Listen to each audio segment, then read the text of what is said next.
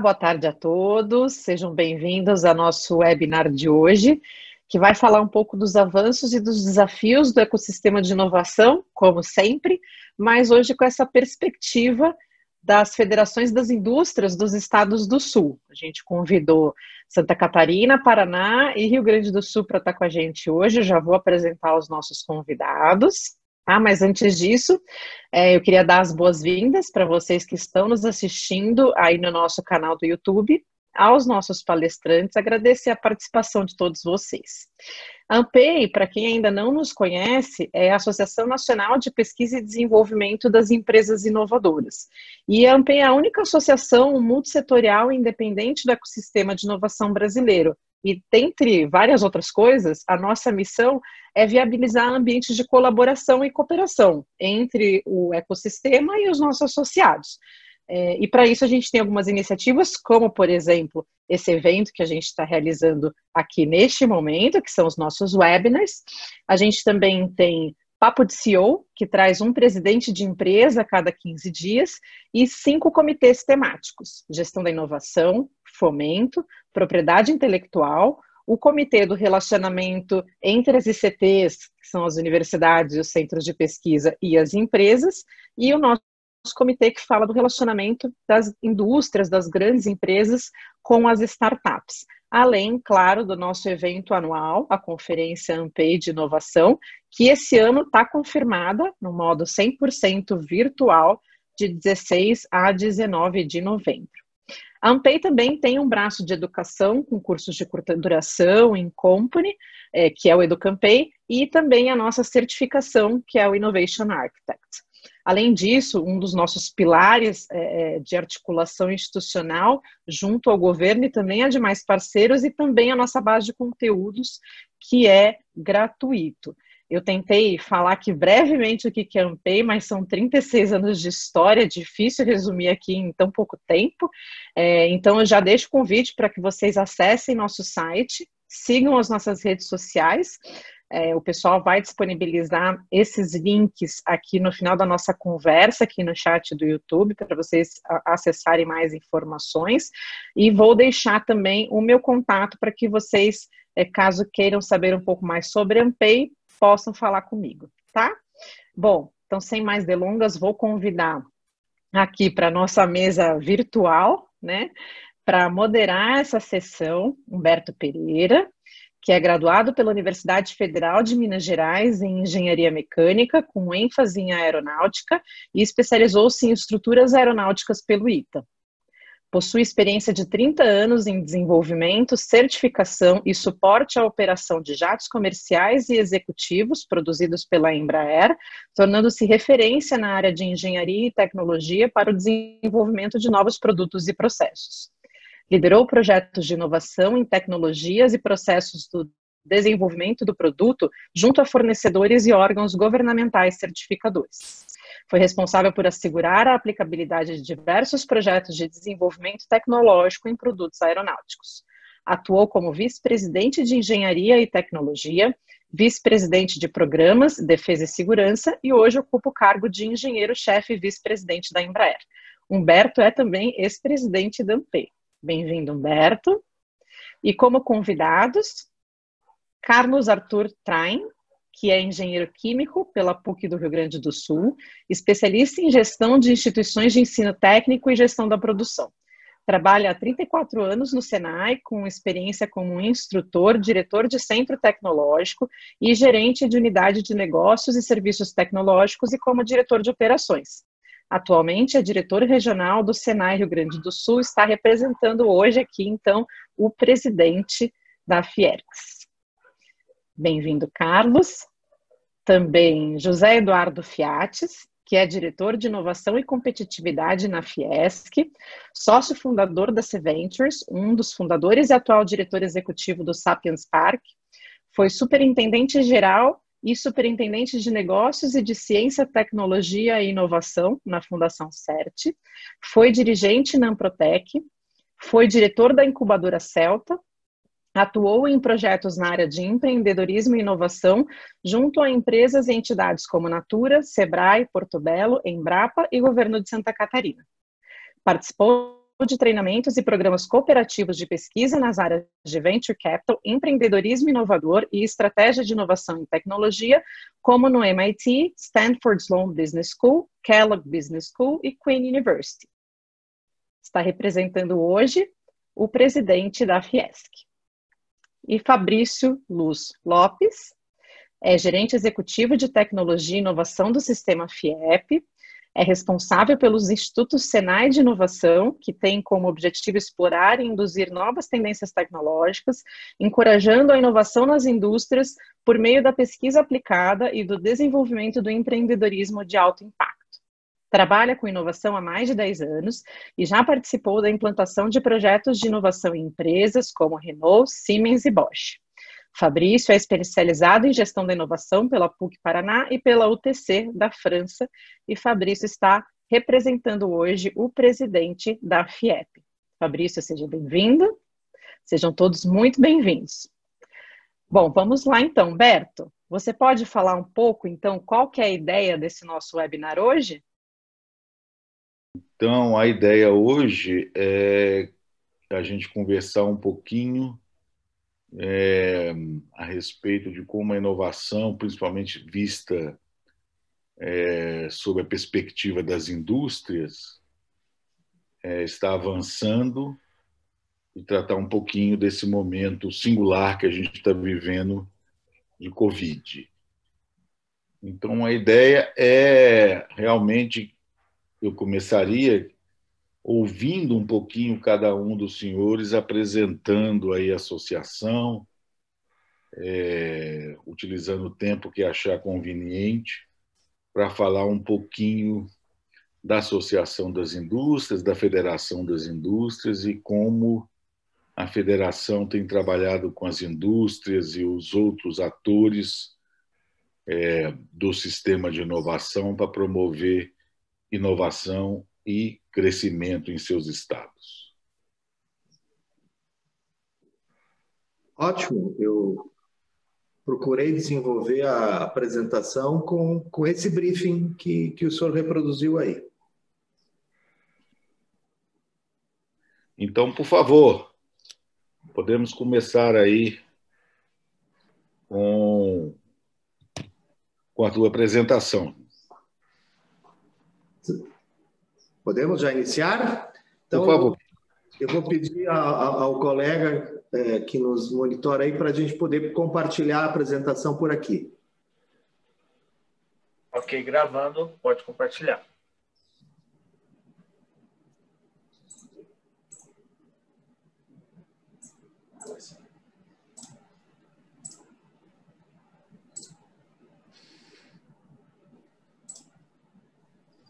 Vocês estão enxergando? Sim. Estamos sim. Então, muito boa tarde a todos, em especial ao senhor Roberto Pereira, nossos colegas palestrantes também, e a todos que nos ouvem.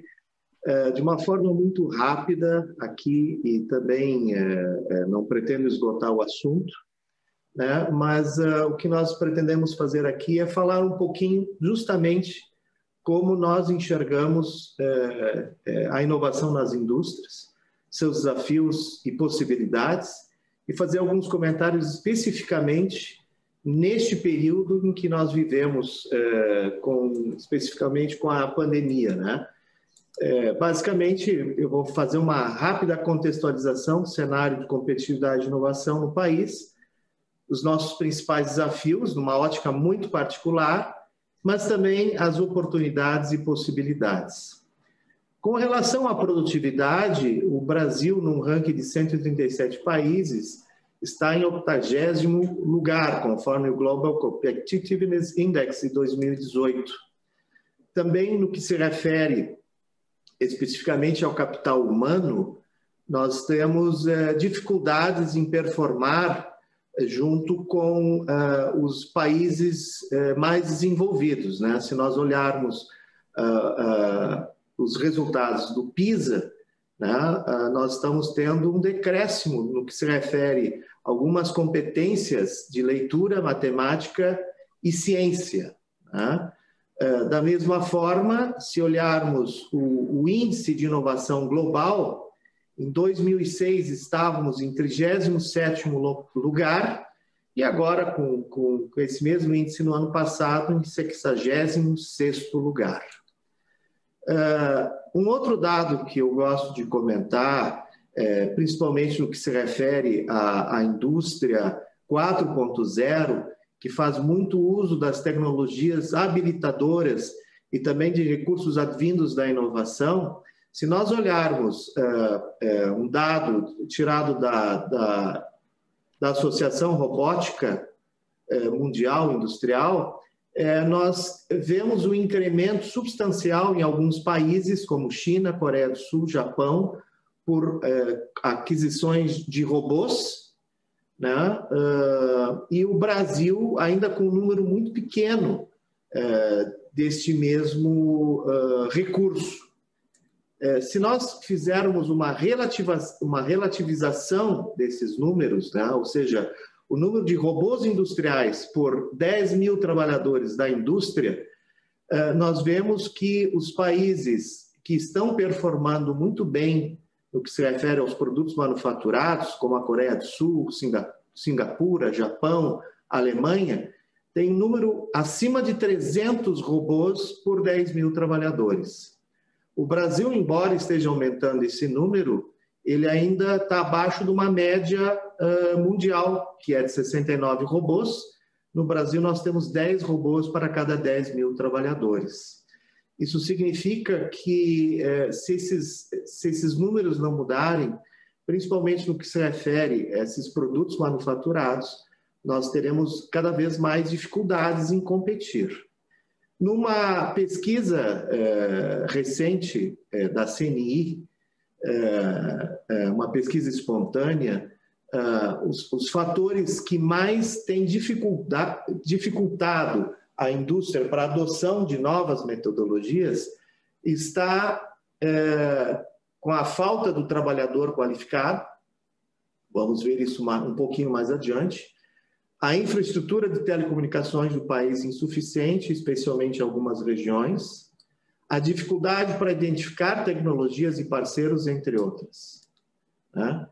E especificamente com relação ao que nós vimos com a pandemia, né, e algumas lições que nós já podemos aprender com ela, eu acho que é muito importante a gente rever e tentar reduzir a dependência de outros países em alguns insumos ou produtos estratégicos, né? Quando começou todo esse processo, nós vivemos aí uma dificuldade em algumas matérias-primas, né? Espessante, Carbopol, por exemplo, para álcool gel, nós não tínhamos fornecedores suficientes no país, até mesmo o TNT para a máscara N95, que é aquela máscara tipo hospitalar, descartável, nós tínhamos empresas que tinham deixado de fazer. A Fitesa, que é aqui do Sul, voltou emergencialmente a produzir esse material, porque não tinha, e várias outras situações, né, porque era muito fácil, conveniente obtermos esses produtos de outros países, mas alguns, especificamente na área da saúde, creio que nós devemos revisitar essa dependência e talvez nos estruturarmos, né? Da mesma forma, eu acho que é possível a gente aprimorar uma política industrial nacional para o aumento da competitividade, justamente identificando algumas lacunas que nós temos em algumas cadeias produtivas, porque entendemos que hoje a competição mundial não se faz de indústria a indústria, uma indústria brasileira versus uma indústria na China, ou americana, ou alemã, mas sim uma competição que se dá de cadeia produtiva ou cadeia de valor para outra cadeia, né? Então, identificar essas lacunas dentro de uma cadeia de suprimento, tentando um processo de nacionalização de produtos ou de matérias-primas que hoje nós importamos, visando agilidade, baixo custo e, consequentemente, aumento de competitividade, nos parece fazer muito sentido. E nós chamamos isso de estratégia de adensamento da cadeia produtiva ou da cadeia de valor. A exemplo do que nós vemos em outros países, de novo, uma referência à indústria 4.0, nós percebemos várias iniciativas mundiais estruturadas, inclusive com a participação da academia, além da indústria, e também do governo. É o exemplo, por exemplo, da plataforma Indústria 4.0 da Alemanha, né, onde esses três agentes se unificam para desenvolver uma série de trabalhos, uma série de desenvolvimentos, uma série de padronizações visando ao desenvolvimento da indústria alemã. E assim a gente vê vários outros projetos e políticas empresariais nesse sentido, né? Aqui no Brasil, especificamente no Rio Grande do Sul, nos últimos anos, a gente vê com muito bons olhos um programa chamado Hélice, que é um programa realizado na nossa indústria de base metalmecânica da região da Serra, mais especificamente em Caxias do Sul, onde grandes empresas como Marco Polo, Randon e outras se uniram, olharam para a sua cadeia produtiva e identificaram os principais e maiores gargalos de produção. E, nesse sentido, buscaram identificar e selecionar startups para o desenvolvimento justamente desses produtos ou substituições de importações, prevendo esse adensamento desta cadeia. Nos parece que faz muito sentido um programa desta natureza. Por outro lado, para nós desenvolvermos cada vez mais o processo de inovação no Brasil, fundamental é o processo de educação, fundamental é o processo de preparação dessas pessoas, porque temos um grande déficit de profissionais ligados à área de, se é que podemos falar assim, das ciências exatas ou das disciplinas mais tecnológicas. Temos uma grande procura por carreiras ditas não de tecnologia, como direito, administração, mas os cargos de TI ou mesmo de engenharia têm suas vagas com saldo negativo, né? Ou seja, nós temos um déficit de profissionais preparados para essas áreas. E aí eu acho que parte da nossa missão, enquanto sistema indústria, especificamente falando do Senai, do SESI e do IEL, eu acho que é um propósito muito interessante, já que o Senai busca preparar os jovens e os profissionais justamente numa vertente de educação profissional e tecnológica. O SESI, pelo menos aqui no Rio Grande do Sul, desenvolvendo o seu projeto de escolas de referência, buscando preparar os jovens justamente dentro de uma visão mais crítica, de maior empreendedorismo e, consequentemente, também de inovação, assim como o IEL, que um dos seus braços aqui no Sul é a capacitação executiva com viés de inovação. Ainda falando especificamente do Senai, nós temos várias outras iniciativas, como um projeto nacional de Desafio Senai de Projetos Inovadores. Muito interessante esse programa, porque as empresas são convidadas a cadastrarem, a inscreverem problemas reais que elas entendem serem possíveis de serem solucionados por uma equipe multidisciplinar de alunos nossos. São alunos, muitos desses alunos dos nossos cursos técnicos, que se organizam em equipes de até 7 alunos, num viés multissetorial, multidisciplinar também, e ao fim de um determinado tempo, né, apresentam muitas vezes um protótipo de equipamento, né, solucionando o problema específico colocado. Vejam que aí nós temos um processo de inovação empurrado, puxado por um problema, o que é muito interessante. E como esse desenvolvimento, na prática que os alunos vivenciam, resolvendo problemas reais, como isso fortalece uma série de competências, das chamadas hard skills, mas também as soft skills, para as quais nós vamos falar mais adiante. Outras iniciativas muito significativas nesse campo são metodologias que nós empregamos, como, por exemplo, o Grand Prix Senai de Inovação ou Inova Senai, que são mostras, são momentos em que alunos com profissionais externos ou não se debruçam sobre problemas reais.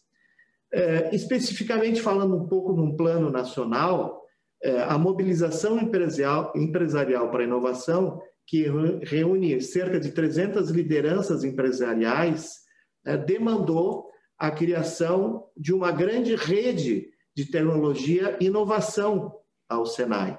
Hoje nós temos, então, cerca de 58 institutos de tecnologia espalhados pelo país. Aqui no Rio Grande do Sul são 6 institutos e cerca de 25 institutos Senais de inovação. E aqui no Rio Grande do Sul temos 2 desses institutos, formando que talvez seja a maior rede de tecnologia e inovação do país ou da América Latina, com atuação em rede. Então, principalmente o que se refere ao Instituto de Inovação, não há duplicidade desses institutos nos estados. Então, como aqui no Sul, nós temos o único instituto de polímeros, de engenharia de polímeros do Brasil. Ou seja, se uma empresa aí do Paraná, de Santa Catarina, tiver uma demanda específica, ou parte do seu projeto ela requer uma demanda de alguma competência nesse nível, ela pode recorrer ao Rio Grande do Sul, a esse instituto, para fazer essa complementação ou atender a indústria.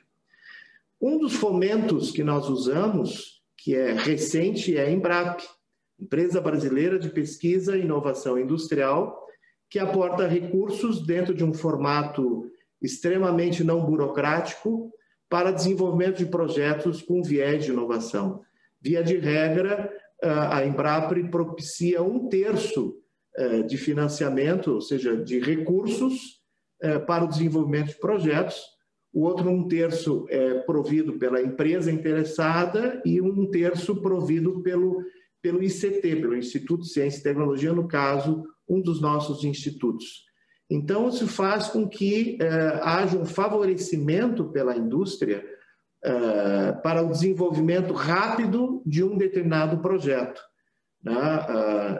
Para a aprovação dentro desse modelo, é muito facilitada esse fluxo, basta conversar com os nossos institutos, se monta uma base de projeto e, na sequência, já sai realizando esse desenvolvimento.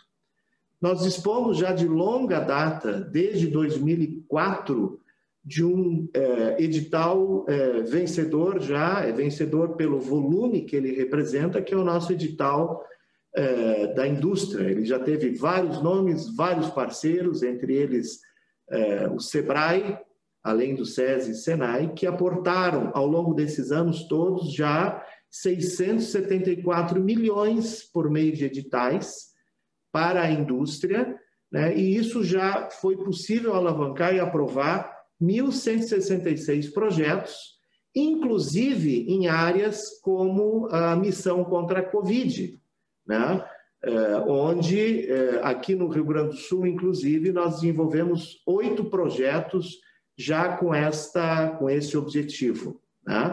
Recentemente foi lançada a plataforma de inovação, o endereço é aquele ali, plataformainovação.com.br, que eu não vou expor todas as situações, mas já tem um formato de atuação, principalmente para desenvolvimento de determinados projetos voltados a um adensamento de cadeia. Aí os nossos projetos do Rio Grande do Sul, voltados para a Covid, onde desenvolvemos, inclusive, programas de telemedicina para melhor identificar pessoas portadoras do vírus. E, recentemente, no ano passado, em outubro do ano passado, lançamos o edital Gaúcho de Inovação para a Indústria, que tem fundamentalmente o objetivo de alcançar esses recursos de desenvolvimento de inovação predominantemente para micro e para pequena empresa.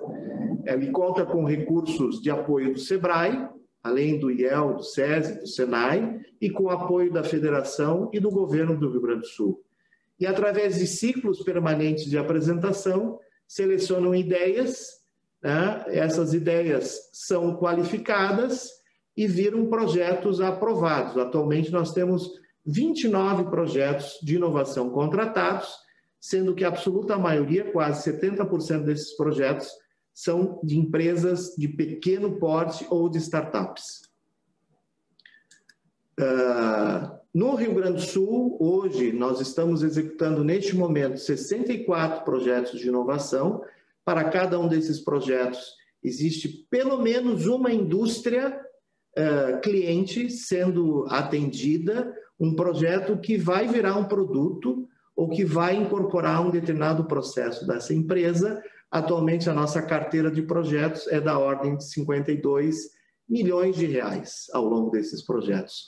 Muito rapidamente também foi criada em outubro do ano passado a Rede do Rio Grande do Sul para a Indústria 4.0, que tem por missão, fundamentalmente, desenvolver um ambiente para a adoção dessas tecnologias da Indústria 4.0. Além da Federação, do SENAI e do IEL, tem como parceiros o SEBRAE, a academia, na URGS, PUC, Unicinos, UBRA, além de associações como a BINE, a BIMAC, a Bicalçados, e com apoio do Rio Grande do Sul. E já conta com várias empresas partícipes, né, demandadoras dessas tecnologias. Indo para o final da apresentação, eu acho que uma questão fundamental, se nós quisermos desenvolver cada vez mais o nosso Estado e país na questão da inovação, é preparar os profissionais, não só para fazê-los se aproximar das ciências ditas mais exatas ou daquelas disciplinas tecnológicas, né? Como também desenvolver algumas competências, como nós chamamos de soft skills, né? Então, num trabalho elencado também, muito despretensioso, nós entendemos que qualquer profissional que venha trabalhar num viés industrial, hoje faz-se necessário que ele tenha como competência técnica transversal, ou seja, uma competência que é requerida por várias áreas de atuação, quer que ele trabalhe no setor eletroeletrônico, metal mecânico, alimentício, ele vai precisar saber de programação, de sensoriamento, instrumentação e muita análise de dados. E por conta das competências socioemocionais ou soft skills, cada vez mais esse profissional vai ter que ter uma orientação para a solução de problemas complexos e para isso contar com várias outras competências multidisciplinares de outros profissionais. Então, cada vez mais o trabalho em equipe, a criatividade e a autogestão. Por fim, a CNI publicou, num trabalho baseado no Innovation Paradox do Banco Mundial, 4 passos para a indústria 4.0, né? Muito rapidamente. O primeiro passo é fazendo um trabalho de otimização fabril, né? E aí nós oferecemos nacionalmente as nossas estratégias e metodologias, como, por exemplo, o Lean Manufacturing, com excelentes resultados. Já atendemos mais de 3.000 empresas no país com resultados acima de 50% de melhoria de desperdício, né? O segundo passo seria qualificar ou requalificar seus profissionais, falamos disso dentro dessas novas competências. A digitalização de gargalos seria o terceiro passo, aí nós entraríamos fortemente com as tecnologias habilitadoras, tecnologia tal como internet das coisas, e uma inteligência artificial e várias outras, e por fim, então, projetos de inovação para desenvolver novos produtos e novos processos. De uma forma muito singela e muito rápida, eu agradeço a atenção e estamos à disposição. Muito obrigado. Muito obrigado, Carlos. Excelente, a visão bem abrangente e tocando realmente nos pontos relevantes, como competitividade, inserção na cadeia global de valor, educação, que é um aspecto fundamental e central, né, para o nosso desafio, né? E aqui é importante que nós estamos falando com estados onde nós temos índices, pelo menos relativamente ao Brasil, índices de educação dos mais altos, né? E ainda assim nós enxergamos essa lacuna, né? E que é presente mesmo, né? Você deve conhecer que é uma iniciativa da própria MEI, né? Reformular aí o currículo da engenharia, tratando muito o aspecto de soft skills e etc. E tal. Eu, antes de começar a incitá-los aí com algumas questões, gostaria de saber se o Fiates ou o Fabrício quer fazer alguma exposição antes da gente passar para o bate-bola.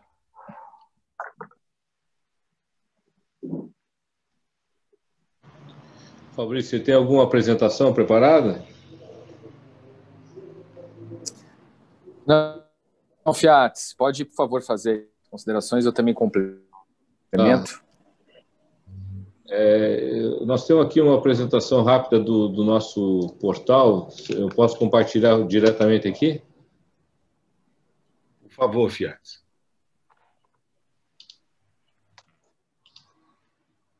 Vocês estão vendo aí o observatório? Sim. Perfeito. Então, acho que o Carlos já fez uma bela apresentação sobre o sistema de inovação do sistema CNI Federações. Vários desses elementos têm em comum aqui com a Federação das Indústrias de Santa Catarina, especialmente os institutos de inovação, de tecnologia, programas que são editais nacionais e tal. Então, eu me concentraria um pouco mais aí no que nós fizemos no contexto do coronavírus e a relação, né, das ações contra a pandemia e o sistema de inovação, as soluções que existem no sistema indústria, em particular aqui em Santa Catarina. Então, a pandemia aqui começou para nós oficialmente no dia 12 de março, que foi até uma coincidência. O Mário, que é o presidente, Mário Aguiar, que é o presidente da federação, tinha participado daquela missão aos Estados Unidos com a presidência da República, e quando retornaram, algumas pessoas estavam contaminadas, então ele estava suspeito, fez teste, e várias pessoas que estavam aqui também já entraram em isolamento, com teste PCR, etc. Acabou que ele não estava infectado, mas daí na segunda-feira a gente já voltou à atividade, dia 16 de março, que foi quando saíram os decretos estaduais aqui de prevenção, de isolamento e tal. E aí a federação decidiu implementar um protocolo. Nós estamos com a maior parte das pessoas trabalhando em casa, como é natural também dos outros casos.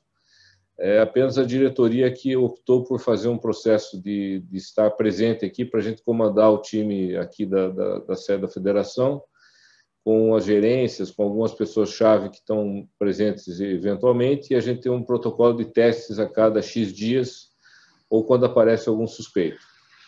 E aí, no dia 16 de março, como eu disse, foi uma segunda-feira, no final do dia nós lançamos já um grupo do WhatsApp com os principais CEOs das empresas catarinenses maiores e que tinham já algum tipo de ação iniciada na questão do corona. No dia 17, nós lançamos já um portal, que é esse portal do Observatório da Fiesc. A Fiesc tem um observatório, né? E particularmente aqui foi lançado um observatório específico para tratar aí da questão do corona. E aí toda a ação da federação foi concentrada nesse grupo. A gente tem aqui dados, né, de Santa Catarina, estudos e pesquisas gerais e outros elementos. Tem aqui dados comparativos com o Brasil e com o mundo, para que houvesse uma parte de informação. Foi implementado um conjunto de ações aí para orientar a indústria em relação à prevenção, a protocolos, a informação técnica, informação, por exemplo, aqui a parte de indicadores e análises específicas aí em relação ao corona.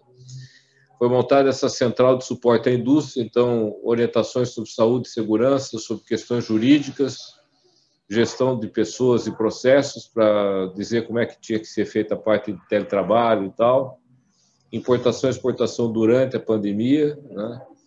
Linhas de crédito, produção de EPIs, por exemplo, aqui na produção de EPIs, a gente tem toda uma orientação que é dada aos empreendedores ou empresas que quiserem produzir jalecos, guarda-pós, máscaras, etc., orientando aqui com toda a parte de projeto de CAD. Deve estar abrindo aqui, a internet está um pouco mais lenta do que o normal aqui. Na sequência aqui, linhas de financiamento e crédito também para esse período, orientações jurídicas em relação a regime de trabalho, a suspensão de regime de trabalho, as leis que foram criadas aí durante a pandemia, né? Então, por exemplo, aqui a gente tem como fazer máscaras, ficha técnica, né, de produzir avental, ficha técnica de produzir máscara.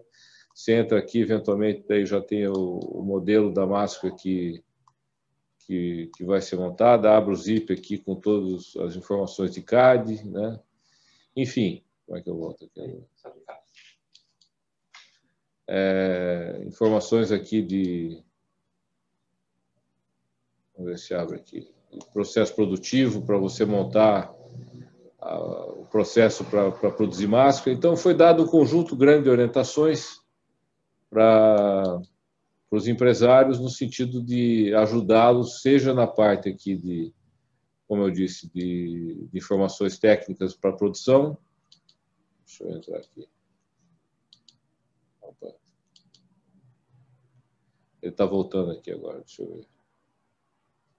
Está entrando aí.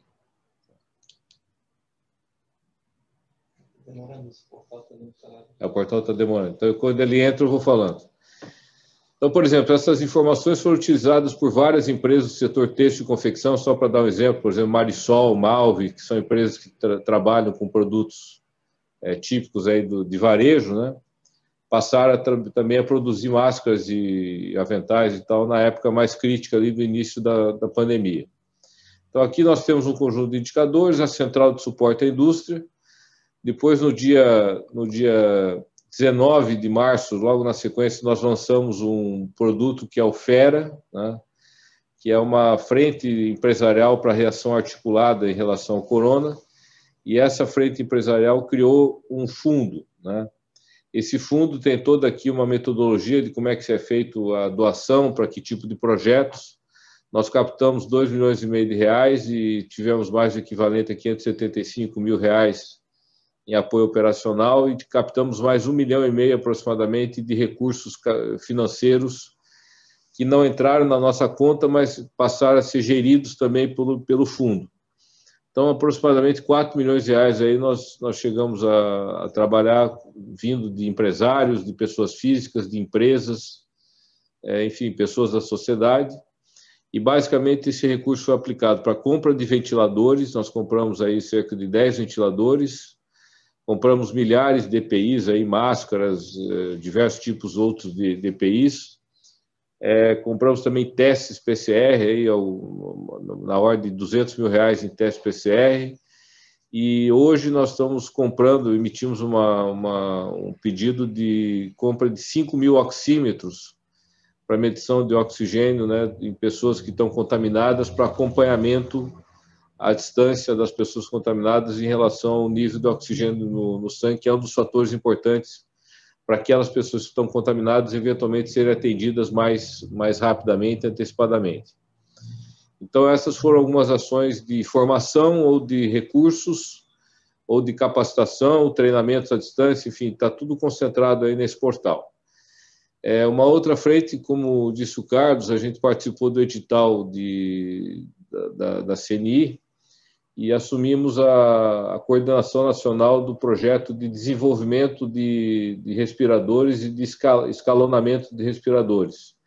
Então, nós aprovamos 2 projetos com 2 empresas, uma de São Paulo, 2 de São Paulo, uma de São José dos Campos e outra de São Paulo, capital, é a Novitec e a Delta Life. A Novitec é uma empresa pequena que produzia na ordem de 10 ventiladores mês, e agora está produzindo cerca de 150 ventiladores mês em função do desenvolvimento tecnológico de processo fabril, que nesse caso foi feito em parceria com a Whirlpool, né, aquela produtora de produtos de consumo.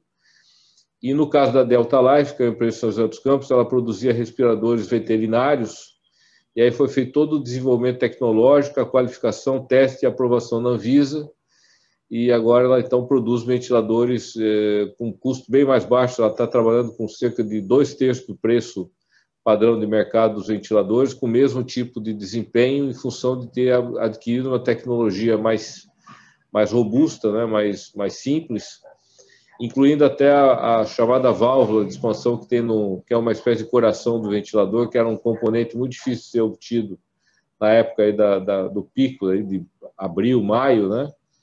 E isso baixou o custo bastante do produto. Então, nós desenvolvemos uma frente de desenvolvimento de ventiladores e também participamos da iniciativa, também apoiada pela CNI, coordenada lá pela Bahia, de reforma de ventiladores no nosso instituto lá de Joinville, onde foram recondicionados 95 ventiladores que estavam quebrados ou, enfim, com falta de manutenção em hospitais. E nesse caso foi feito em parceria com empresas aí como a Nidec, a GM e outras aqui de Santa Catarina e do Brasil, que colocaram técnicos à disposição para que nós pudéssemos reformar esses ventiladores. Então, tivemos uma parte de informação, uma parte de fundo, né, para apoiar a sociedade, o governo, etc., uma parte de desenvolvimento tecnológico e de recuperação de ventiladores. E a última ação, ainda no enfrentamento da pandemia, foi a participação também do edital da CNI para implantar o laboratório de biologia molecular, porque um pouco antes desse edital, a gente fez uma parceria com a Fundação CERT, com a empresa Neoprospecta, que é uma startup aqui da região de Florianópolis, para levar testes PCR com mais eficiência e baixo custo à economia, à sociedade. O SESI fez um contrato com essa empresa e está fazendo a coleta. E aí, na sequência, nós ganhamos o edital na CNI e nós vamos inaugurar agora, na primeira semana de outubro, também em parceria com a CERT e a Neoprospecta. Agora, nesse caso, o Senai vai inaugurar em Chapecó um laboratório de PCR, para teste PCR de biologia molecular, com capacidade na ordem de 10 mil testes mês, pode chegar a 20 se a gente aumentar a equipe, para a Covid. Então, com isso também há uma melhoria da logística de atendimento lá na região oeste do estado de Santa Catarina, com teste PCR em empresas, principalmente, que estão com algum termo de ajuste de conduta com o Ministério Público, a Justiça, para monitoramento da sua condição de produção, para que não haja fechamento. Então, essas foram as principais ações. E aí, por último, nós temos um conjunto de ações que foram boladas no sentido de ajudar a recuperação da economia. É o que a gente chama programa... Entra aqui para mim, por favor. Programa Travessia. Opa. Bota no observatório. Aí, está aqui já. Pronto. O programa Travessia é uma iniciativa que a Fiesc lançou, acreditando que, apesar da crise, etc., a gente tem uma oportunidade também de ocupar um espaço como país, né, no desenvolvimento industrial, por conta aí das brechas de mercado que começam a aparecer. E aí foi gerado Deixa eu botar aqui Deixa eu só... Estou com dificuldade aqui. Onde é que é? Então, esse é o documento executivo que está disponível também na web. É um programa que visa ajudar a recuperação da economia. Parte da premissa aqui de que nós... Tem uma parte introdutória aqui, mas parte da premissa de que nós tivemos um longo período aí de... Aqui é o QR Code, que está disponível a versão executiva e estendida. Nós tivemos um longo período de altos e baixos no PIB brasileiro, seja por conta de problemas internacionais ao longo dos últimos 30, 40 anos, seja por conta também de problemas nacionais, que todos nós sabemos, de impeachments e operações e assim por diante, mas que nesse momento a gente está vivendo aqui, apesar da ameaça de uma tempestade perfeita de pandemia e de também crise econômica, etc., também há um conjunto de oportunidades representados pela liquidez do mercado, pela busca de novos fornecedores, pelas perspectivas de programas de recuperação mundial.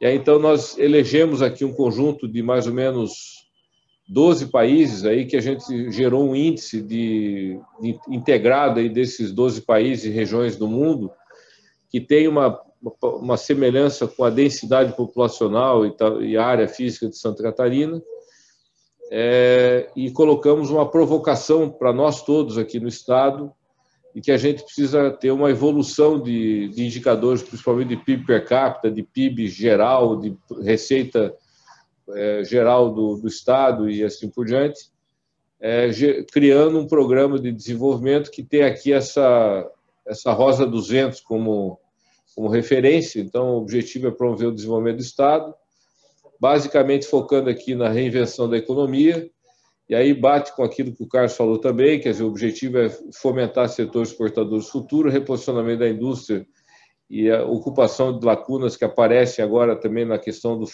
fornecimento dual, China e tal, foco em ODS, foco em empresa 4.0, educação para o mercado, ciência, tecnologia e inovação, etc. O sul aqui dessa Rosa dos Ventos é um ambiente favorável, que envolve pacto institucional, marca do Estado, ecossistema competitivo e enfrentamento da pandemia, né, com outras ações transversais. E a leste a oeste, conforme está apresentado aqui, o objetivo é trabalhar tanto o desenvolvimento de uma infraestrutura e infrassistema inteligente e capital para empreender, investimento e crédito para crescer no meio da crise, né? Aí foi feito um exercício aqui de provocação do que pode ser a visão de futuro para os diversos setores do Estado, melhoria da infraestrutura e das regiões principais aí do Estado, como é que elas podem evoluir, devem evoluir. Esse é o detalhamento dos programas com exemplos de ações que podem ser tomadas, né, para cada uma daqueles pontos cardeais, né? E aí, por último, aqui tem uma parte de governança que, naturalmente, pressupõe e preconiza a integração do Estado e do setor empresarial de maneira conjunta, trabalhando em parceria, para que aquelas várias ações do programa sejam implementadas. Esse documento está disponível ali no portal também, aí tem alguns instrumentos de gestão que foram desenhados, e são cerca de 300 documentos de referência que formaram esse documento final e estão acessíveis também no portal. Então, o programa Travessia é a iniciativa que, nesse momento, a gente está trabalhando.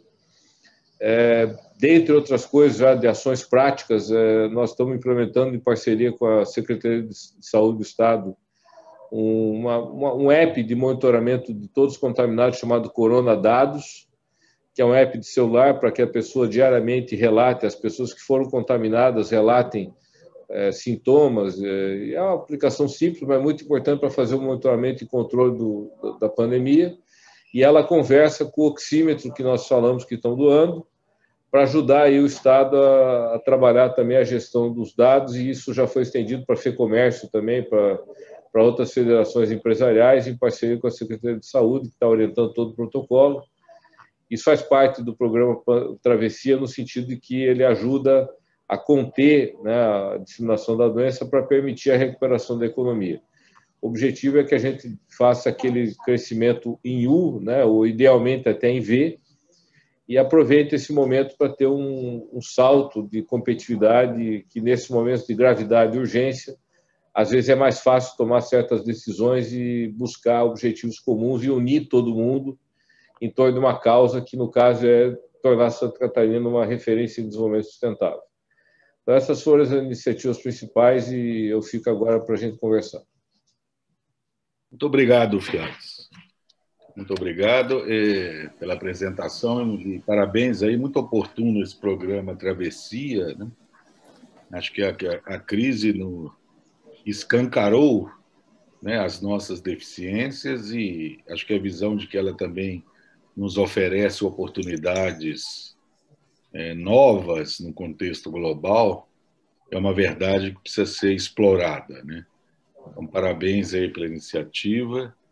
E antes da gente partir para o debate, eu perguntaria se o Fabrício quer fazer algum comentário. Não precisa de ter apresentação, Fabrício, se não houver. A ideia aqui é a gente ter um bate-papo com os 3 estados aí, né, representados pelas 3 federações dos estados do sul do país. Quero sim, Humberto. Boa tarde. O Trine e o Fiat já fizeram uma bela apresentação. Queria fazer alguns complementos com uma visão aqui do Paraná.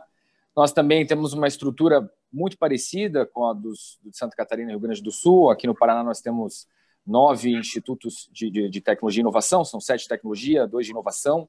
E eu queria pegar um ponto da sua fala que eu acho bem importante. A pandemia, ela escancarou as nossas deficiências, né? Então, a gente escancarou mais a desigualdade do nosso país, que eu acho que é um ponto aí que todo mundo entende como uma prioridade a diminuir essa desigualdade social que nós temos, e a necessidade, como o Troy falou, de ter insumos nacionais, de nós termos tecnologias nacionais para nós não ficarmos reféns em situações como essa, mas também para que nós possamos ser mais competitivos. Toda vez que a gente fala de investir em inovação na indústria, nós temos que lembrar qual é o grande objetivo disso, e é o que nós pregamos aqui no Paraná junto às nossas indústrias. A inovação, uma indústria mais inovadora, ela é capaz de diminuir a desigualdade social.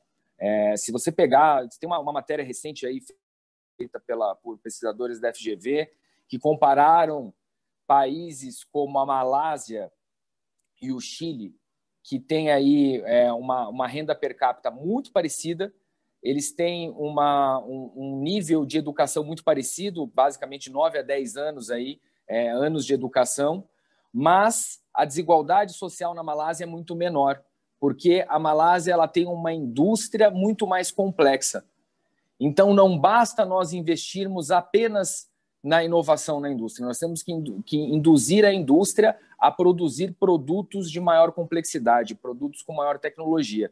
Então, historicamente, aí, se você fizer uma análise quase que empírica, os países que produzem produtos eletrônicos, né, você pegar uma Coreia do Sul, se você pegar a Alemanha, são países com menor desigualdade. Então, nós temos que fazer um esforço, e eu acho que o sistema indústria como um todo, através do Senai, principalmente desse investimento dos Institutos Senai de Inovação, estão dando uma contribuição muito importante. Tem um lado bom também, né? A gente escancarou deficiências durante a pandemia, mas também nós escancaramos bons projetos, como foram o dos Institutos Senai de Inovação, que o investimento veio lá no começo da década, em 2010 e em 2011. Se não tivesse tido essa rede de institutos durante a pandemia, talvez a gente estaria numa situação muito pior como sociedade. Então, a rede de institutos conseguiu consertar respiradores e devolver esses respiradores para os hospitais, salvando aí muitas vidas. Nós desenvolvemos aí testes rápidos aqui no Paraná. Então, nós fizemos uma pesquisa junto a uma startup chamada High Technologies, e a gente conseguiu produzir aí milhares de testes rápidos para colocar isso à disposição da sociedade, poder encontrar os focos de contaminação. Nós estamos também desenvolvendo, nesse mesmo Instituto de Inovação, um reagente, uma forma de nacionalizar o reagente, que hoje são todos importados. Também estamos na rede de biotecnologia para poder colaborar com os testes PCR, e sem contar outros projetos, spray com nanopartículas de prata, que podem aí sanitizar espaços do Covid até 48 horas. Então, são muitos produtos que fazem com que a nossa sociedade sofra um impacto menor da pandemia, que chegue a mais barato no consumidor final do que trazendo de outros países, mas também a outra ponta, que é a gente poder ter uma indústria mais competitiva que possa eventualmente até exportar essas tecnologias que foram desenvolvidas dentro da nossa rede de institutos.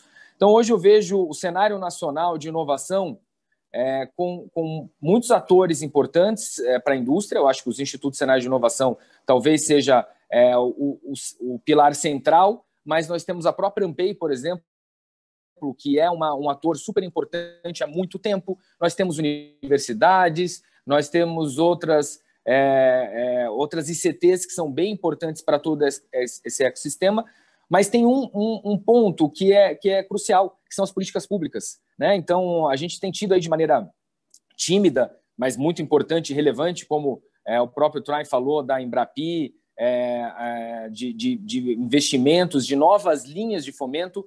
A FINEP, durante a pandemia, disponibilizou diversos editais, e isso mostra que quando você tem políticas públicas fortes, tem dinheiro disponível, assim como você vê na Coreia, Alemanha, Israel, quando tem dinheiro disponível e tem atores como o Senai, a própria Ampei e outras ICTs, a inovação acontece. Então, nós escancaramos durante a pandemia deficiências gigantescas do nosso país de muitos anos, como a diferença e a desigualdade social, né?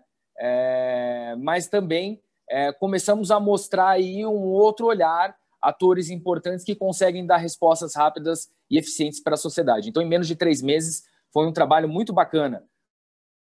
Quando você tem editais, quando você tem recursos entre indústrias que são capazes de inovar e estruturas como a do Senai, com outros atores que complementam isso de maneira muito eficiente. E aí você tem soluções rápidas e que trazem essa competitividade e diminuem o impacto aí da pandemia. Então, seria essa minha colaboração para essa primeira parte.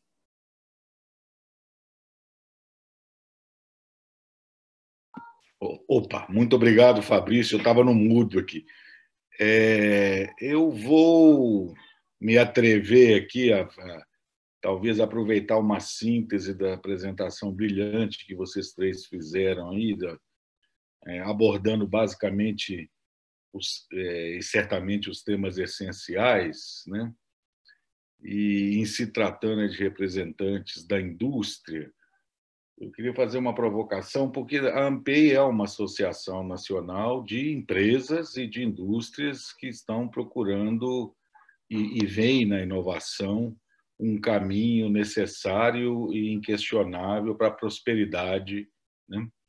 Eu acho que o Fabrício colocou bem, eu acho que a agregação de valor e nivelamento e redução de desigualdade, eles andam de braços dados, né? Na realidade, quando você consegue construir uma estrutura como a agregação de valor, você combate a desigualdade naturalmente, né? Muito mais eficientemente do que através de recursos de nivelamento de renda de governo, que tem lá o seu papel, né? Mas acho que a essência está na agregação de valor. Nós falamos aqui de educação, falamos de fomento, de incentivo. Esse tem sido um foco muito grande de todos nós, e particularmente da Ampei, da MEI, né, de procurar aí melhorar o nosso currículo de engenharia, ter aí mais técnicos disponíveis para o ambiente de inovação, ter políticas públicas de fomento mais eficazes e menos burocráticas. Foi falado da Embrapi, que é um exemplo, talvez o melhor que a gente tem aí recentemente, né? Mas ainda assim, né, e a gente viu muito no Covid, né, que quando existe um escancaramento e um desafio, o ambiente tecnológico, de alguma forma, responde, e responde razoavelmente bem, né? Mas a grande questão que eu sempre faço aí para nós lá da Ampei é, a partir daí, e aí? Quer dizer, como é que a gente faz isso prosperar, crescer? Como é que a gente faz isso sair do simples? Como é que a gente sai da pequena empresa e vai para a média empresa e vai para a grande empresa? E como que a gente consegue ter acesso ao mercado, a capital globais, né? E nesse ponto que eu faço a provocação, né? Como a Ampei pode servir as empresas brasileiras para continuar essa rota, além de investir de fomento, além de educação, além de políticas públicas de incentivo, que eu acho que é um grande trabalho ainda para ser feito nessa linha. A partir daí, como que a gente avança para transformar tudo isso que a gente construiu, por exemplo, no Covid, isso não desaparecer com a vacina, e a gente conseguir realmente avançar, nos inserindo na cadeia global de valor e trazendo valor para o Brasil. Eu gostaria de ouvi-los nesta provocação.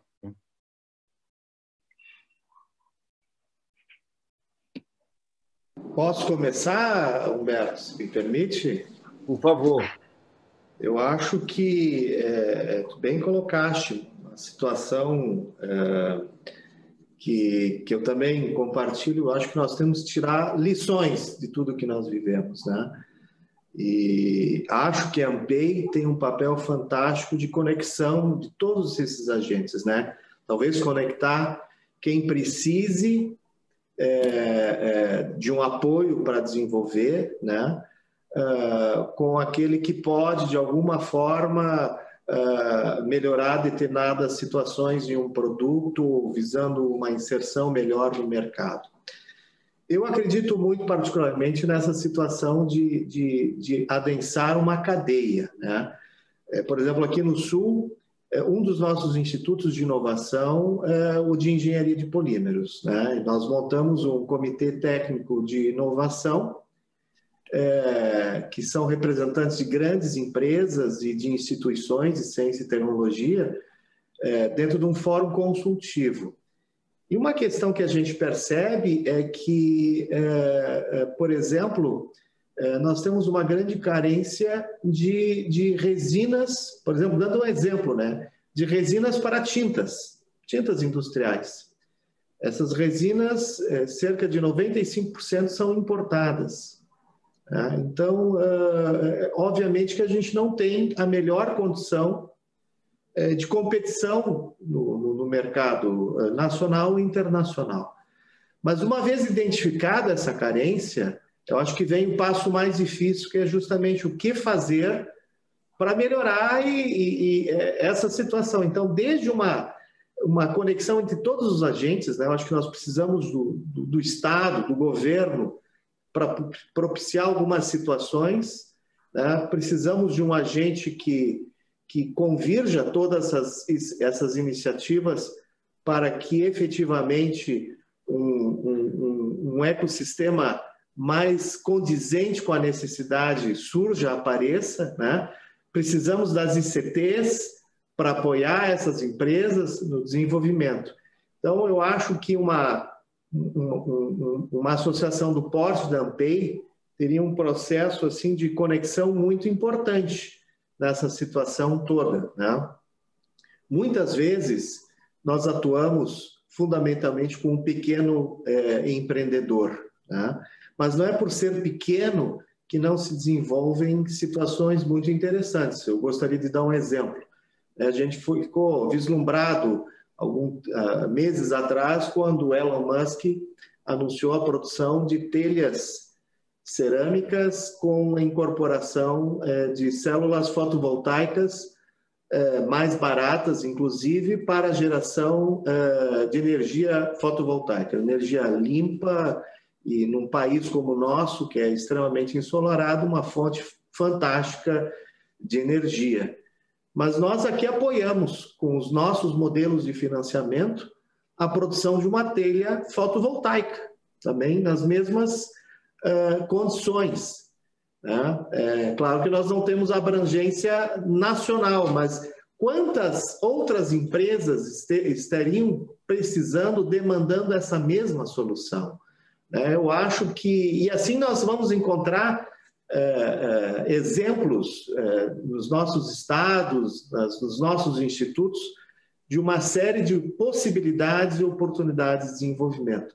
Conectar tudo isto, eu acho que é um trabalho hercúleo, mas se faz necessário. Aliás, o próprio Departamento Nacional do Senai está imaginando alguma coisa justamente nesse sentido, de cadastrar todas essas soluções e colocar à disposição, né? Porque nós não temos conhecimento de todas as soluções fantásticas que foram desenvolvidas no âmbito da Covid, né? Fiquei sabendo ontem de um spray que chega no mercado essa semana, de higienização de ambientes de até 10 metros quadrados, se não me engano, é um spray, eu acho que foi o Fabrício que comentou, né?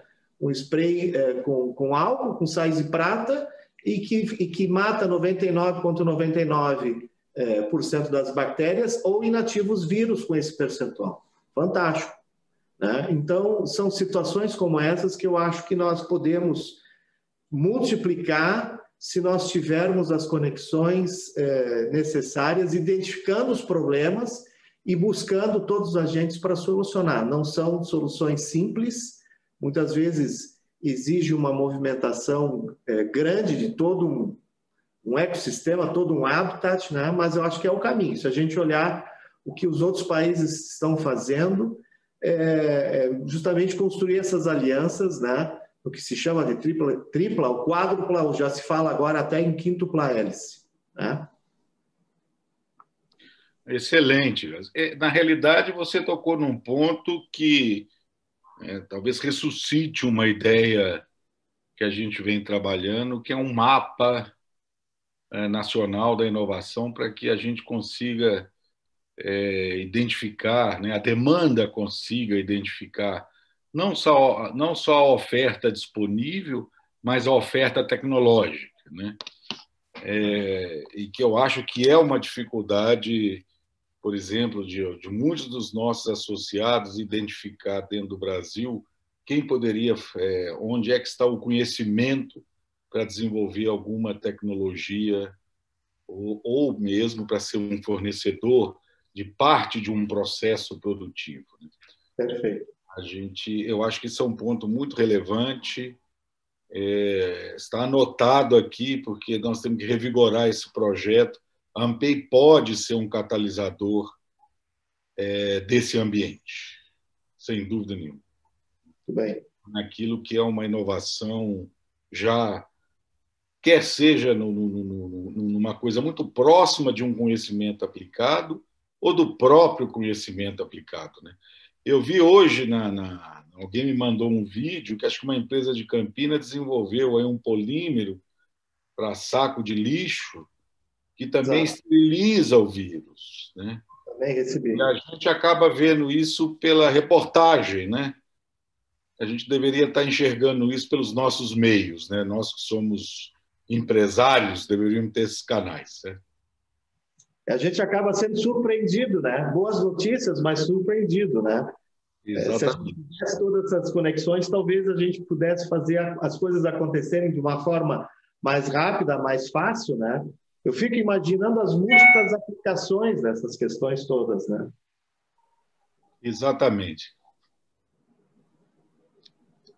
Anotado aqui um ponto de trabalho para nós, e um dever de casa para a Ampei.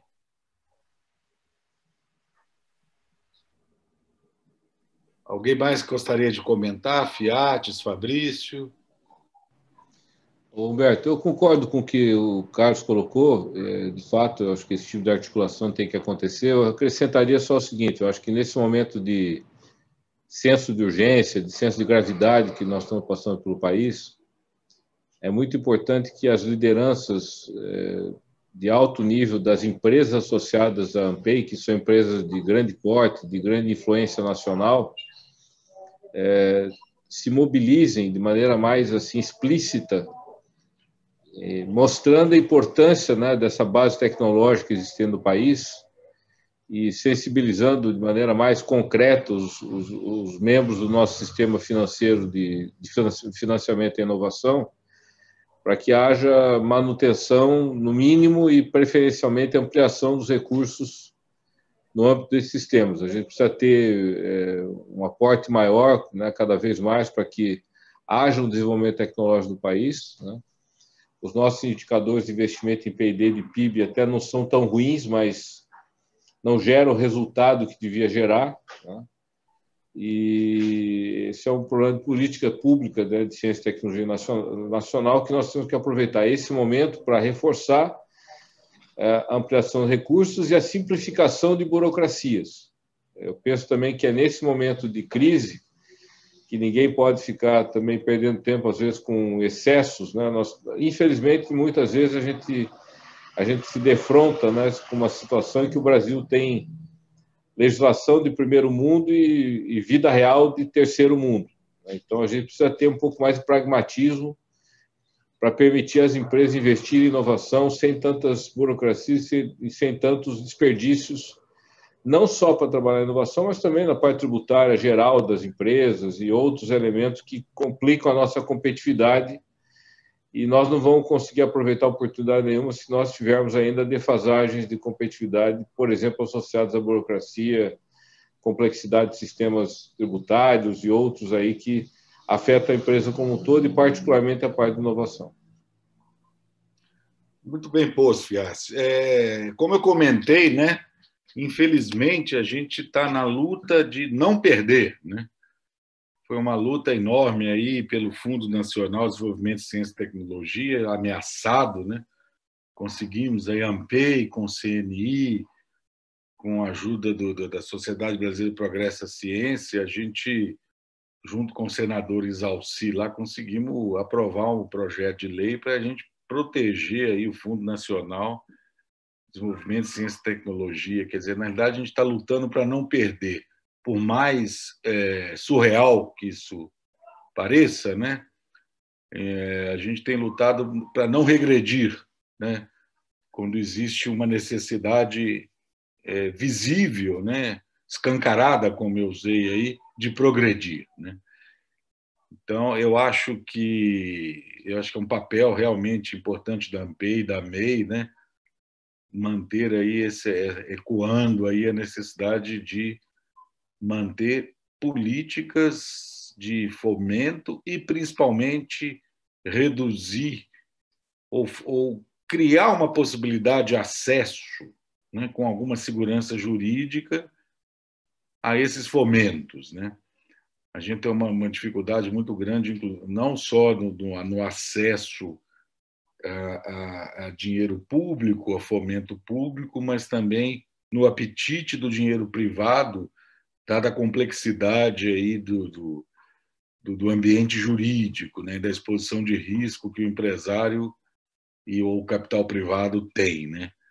O nosso investimento privado é muito pequeno, né? Se o público já deve, o privado deve mais, né? Mas ele não deve mais por falta de apetite, mas deve mais pela complexidade e pelo risco associado a investir na incerteza no Brasil. Porque a gente soma a incerteza técnica da inovação com a incerteza macroeconômica, com a incerteza jurídica. Quer dizer, é um preço muito alto, né, que se soma às incertezas aí para atrair o capital privado. Então, esse é um ponto muito importante que a gente tem que manter,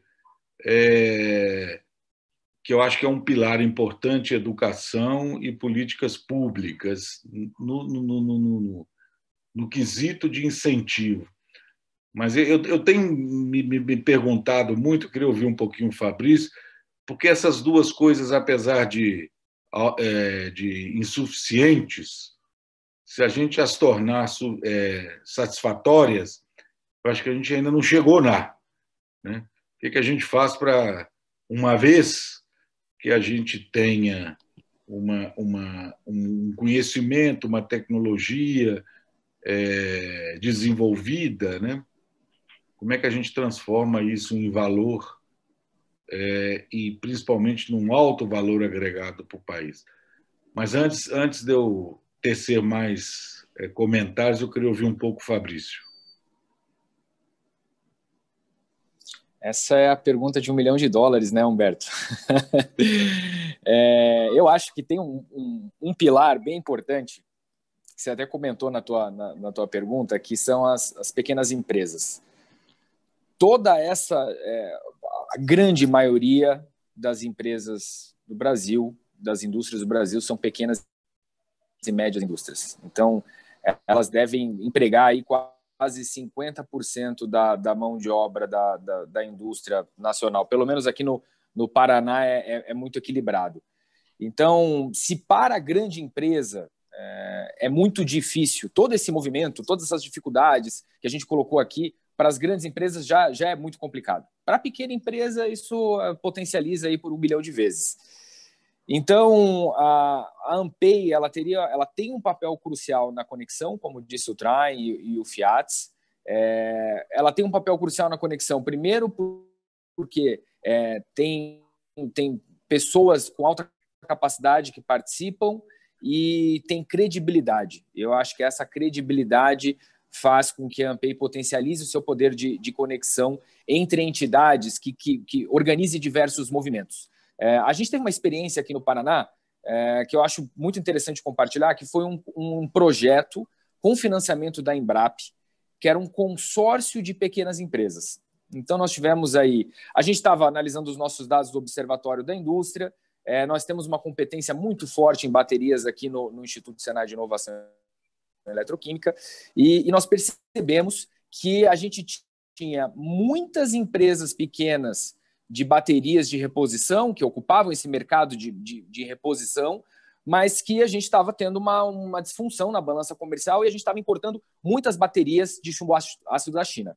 Fomos entender qual era o problema, e o problema era a tecnologia start-stop, que já estava num movimento de reposição, ou seja, a tecnologia veio algum tempo atrás, esses carros estavam precisando substituir já as baterias, mas a tecnologia start-stop ainda não estava disponível nesse nosso mercado de indústria nacional de baterias.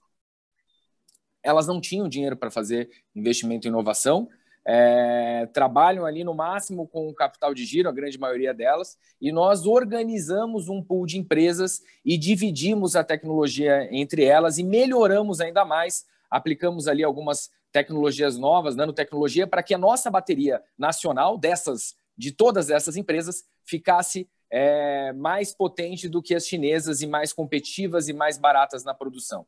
Então, esse primeiro projeto consórcio terminou há pouco tempo, foi um sucesso, a gente garantiu que essas empresas tenham uma sobrevida no mercado, continuem empregando e mantendo os empregos atuais, mas é um movimento muito difícil, né? Um esforço herculano, como disse lá o Trai, assim, é um esforço muito grande de movimentar tudo isso. E quanto mais atores, e a Ampay com toda a sua credibilidade, poder trazer dados, pegar dados dos observatórios aqui do Paraná, Santa Catarina, dados a gente tem de monte, a gente sabe o que está acontecendo.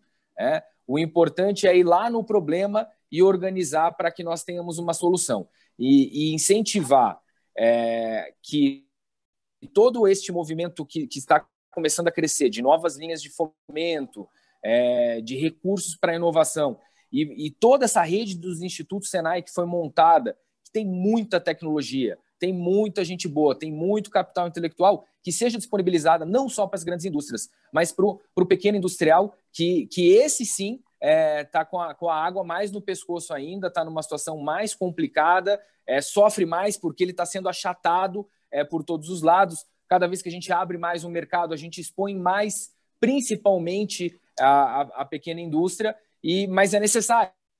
Então, a globalização está aí, e se a gente for abrir sem conseguir dar um suporte importante para essas indústrias aí, provavelmente a gente vai ter uma disfunção muito grande, muito desemprego, e isso vai ser um problema a médio prazo. Então, eu acho que um ponto principal para que a gente possa amplificar mais todo esse movimento é a gente trabalhar também com a pequena indústria.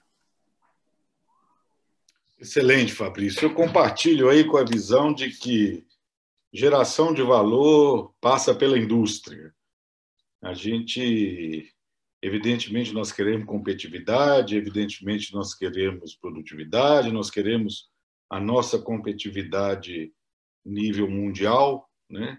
Mas a gente não pode simplesmente abandonar o aspecto que a gente precisa avançar na nossa capacidade de produzir. O Covid, de novo, também escancarou essa lacuna, né? Quando nós ficamos aí à mercê de fornecimento internacional para questões centrais como a saúde do nosso povo. Nós estamos aqui caminhando para o fim do nosso tempo, né? Eu gostaria de acrescentar só que eu tenho uma reflexão muito grande, que eu acho que é um papel importante da ANPEI, que nós precisamos muito do apoio dos senhores e das federações da indústria, da gente sair desse aspecto somente tecnológico. Nós temos uma lacuna muito grande na educação, muito bem dita pelo Carlos. Nós temos uma lacuna importante também em políticas públicas de fomento, nós temos que avançar em ambas, mas uma vez que a gente avance nelas, nós temos que criar portas e apetite para que esse resultado da inovação torne-se um resultado de geração de valor e inserção de cadeia global. O Brasil é um país muito grande, isso é muito bom, mas é uma armadilha também, porque talvez a gente ficou acostumado a olhar o mercado interno, que já é um mercado muito grande, né? E a gente se acostumou, de certa forma, a nos satisfazer com o mercado interno, e hoje em dia isso está longe de ser necessário para o crescimento, né? A gente vai trazendo bateria, a gente compra lâmpada, que a gente compra quase tudo de fora, né?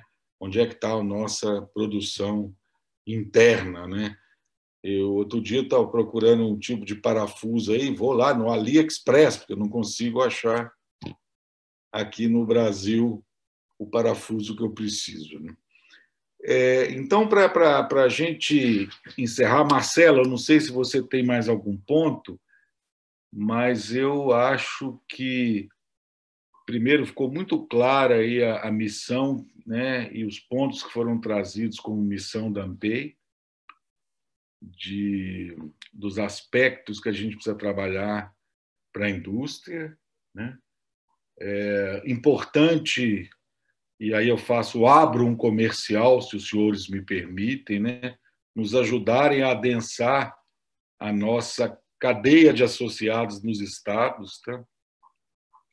É muito importante que a gente tenha a força da ANPEI está nos associados. A ANPEI é uma organização mínima em termos de estrutura, nós temos aí, sei lá, Marcela, somos 10 pessoas aí, né? A ANPEI, como efetivo, são 10 pessoas apenas, né? E a nossa força está em colocar os associados trabalhando junto em prol da inovação, da ciência e tecnologia.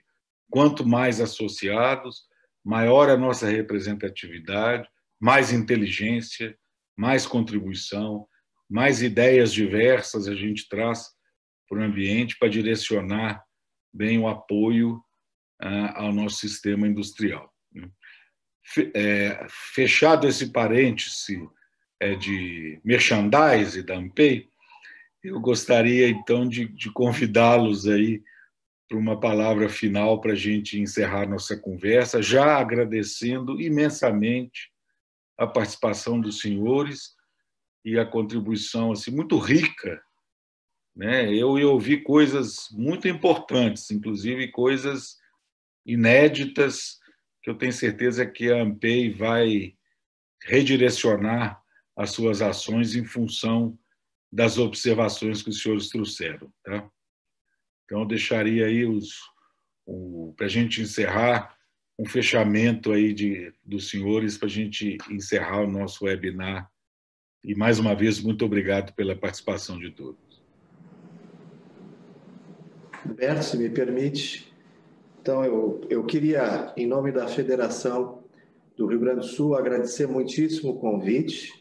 O presidente Petri não pôde participar, mas eu tive a honra de substituí-lo. Espero ter correspondido às expectativas. Quero, desde já, nos colocar à disposição para qualquer discussão e desdobramento. Eu acho que os recursos ainda são poucos, mas nunca se falou tanto em inovação como nos últimos anos no Brasil. Eu acho que se nós juntarmos as nossas competências, né, das ICTs, das indústrias, das associações, de um programa de Estado, não de governo, um programa de Estado, né? Nós temos a mesma massa encefálica que tem os maiores e desenvolvedores fora daqui. Aliás, o brasileiro ele é muito criativo, muito inventivo.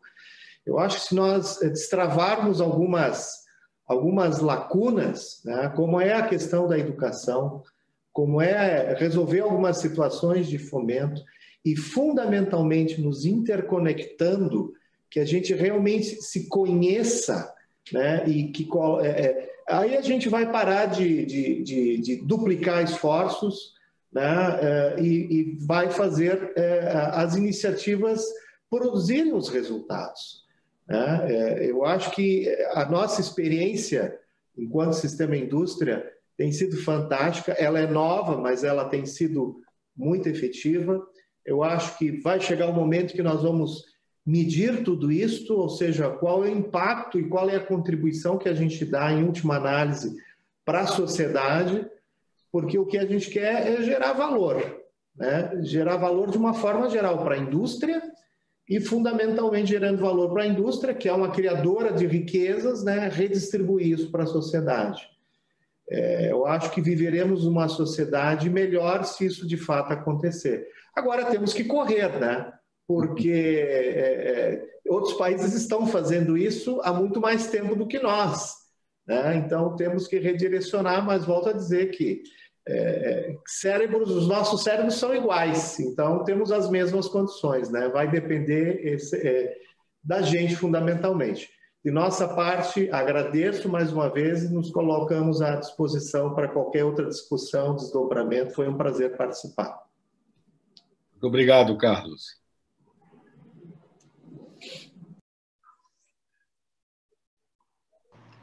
Então, vamos na ordem que a gente acabou falando, deixar o Fabrício por último aí. Também agradecendo aqui a possibilidade da participação. O presidente Maragall manda um abraço para vocês todos. Nós estamos diariamente conversando sobre essas temáticas, então estamos muito alinhados aí naquilo que foi discutido aqui sobre a inovação, AMPEI e tal. E assim, como nós enfatizamos, eu acho que em momentos como esse é muito importante reconhecer uma série de pontos positivos que nós temos no país, potenciais, mas também os desafios enormes, né? Naqueles indicadores que nós fizemos análise lá, que foi mostrado rapidamente durante a apresentação, há 30 anos atrás o nosso PIB era aproximadamente 80% da média do PIB per capita daqueles países todos, né? Que aí nós estamos falando desde Coreia, Irlanda, China, países mais tradicionalmente desenvolvidos como a Alemanha, Holanda, etc., mas nós estamos a mais ou menos 80% da média dos países. Hoje nós estamos a aproximadamente 30% da média dos países. Então, eles avançaram, como disse o Trey, bem mais rapidamente do que nós, né? Então, acho que no momento de uma pandemia como essa, a gente acaba sendo pressionado pelo senso de urgência da crise, da ameaça à saúde das pessoas. Não há dúvida que tem que haver uma priorização das questões de saúde, porque não dá para descuidar, né? Mas temos que aproveitar esse momento de gravidade, né, para não ser tão tolerante. Eu acho que o Brasil o brasileiro, as empresas, né, são muito tolerantes, às vezes, com determinadas incompetências, burocracias, dificuldades e até conceitos que deviam estar mais consolidados, né? Quando o Humberto fala com toda razão que a gente fica feliz por não desaparecer determinado programa, né? Isso não podia acontecer. Quer dizer, se nós não tivéssemos, né, como foi dito aqui, uma base tecnológica no país para poder produzir respiradores rapidamente numa VEG ou nas startups que nós mencionamos aqui, se nós não tivéssemos os institutos de tecnologia, o sistema Senai, as entidades privadas sem fins lucrativos que também trabalham com ciência e tecnologia, as universidades, etc., nós teríamos muitos milhares a mais de pessoas perdendo a vida por não ter uma capacidade de reação tão rápida, né?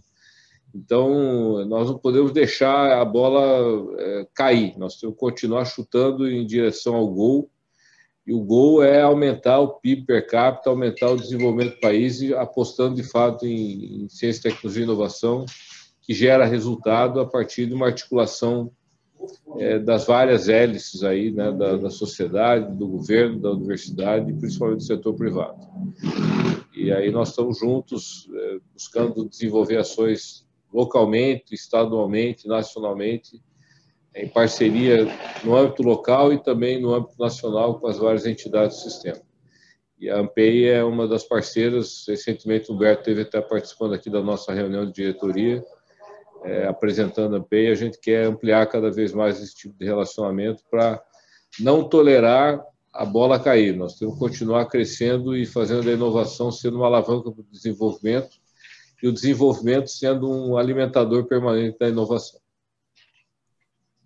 Obrigado, Fiates. Prazer aí, estive aí com vocês na federação. Prazer enorme. Recepção muito boa. Muito obrigado. Bom, Humberto, queria agradecer a ANPEI pelo convite. O nosso presidente, Carlos Walter, infelizmente não pôde estar aqui, mas sem dúvida nenhuma ele vai assistir depois, porque ele é um entusiasta da inovação. Ele fala de inovação a todo momento e principalmente nos cobra muito de conseguir levar toda essa estrutura e esse investimento dos Institutos Senais de Inovação, não só aqui no Paraná, mas como rede. E a gente sabe que trabalhar em rede é essencial para que a inovação possa aí ser difundida de maneira mais rápida. Então, esse é o nosso grande objetivo, e tendo um parceiro como a ANPEI, eu acho que a gente ganha mais força. Então, nós temos que estar cada vez mais próximos, todas essas instituições que o Fiates acaba de citar, né? Não só o sistema Senai, o sistema indústria, mas a ANPEI, as universidades. Se nós estivermos num ecossistema que funcione de uma maneira muito orgânica, muito natural, sem dúvida nenhuma, a gente vai ver daqui a 5, 10 anos uma diferença muito grande na nossa capacidade de inovação dentro da indústria e principalmente o reflexo disso na sociedade, que foi o que a gente falou aqui, que é o nosso principal objetivo, né? Uma sociedade mais igual. Então, eu acho que, às vezes, pequenas conversas como essa aqui hoje, ou grandes projetos, como todos nós aqui falamos, né, de pesquisas complexas, todas essas ações têm uma participação muito especial e nos levam ao mesmo caminho, que é a prosperidade através do processo de inovação. Então, muito obrigado e espero que a gente possa não deixar a peteca cair, como os colegas falaram, e que a gente cada vez fique mais forte nesse processo. Um grande abraço. Abraço a todos. Carlos, Fiates e Fabrício, mais uma vez, muito obrigado por estarem aqui. Ansioso para que essa pandemia acabe, para ir pessoalmente tomar um café com os senhores aí no estado de vocês. E de várias coisas aqui, eu acho que um projeto que nós, um deles, pelo menos, que é a ANPEI servir aí como uma conexão para ligar os vários pontos que estão aí pipocando nos vários estados, nos vários ICTs. Eu acho que, além da conferência, acho que uma iniciativa mais estruturada, nós vamos trabalhar nisso. Ouvi muitas coisas, mas acho que esse é um ponto, talvez, central da nossa conversa aqui. Admiro bastante os estados que os senhores representam aí. E vocês estão trazendo dificuldades de estados de fronteira, os estados que estão na frente, né? O Brasil é muito grande e em outros lugares a gente sofre até muito mais do que nos estados do Sul, né? Então, eu acho que a gente deve continuar juntos aí para servir de exemplo, né, de que este é o caminho da prosperidade. Muito obrigado pelo tempo dos senhores e até breve. Abraço. Obrigada, gente. Tchau, tchau.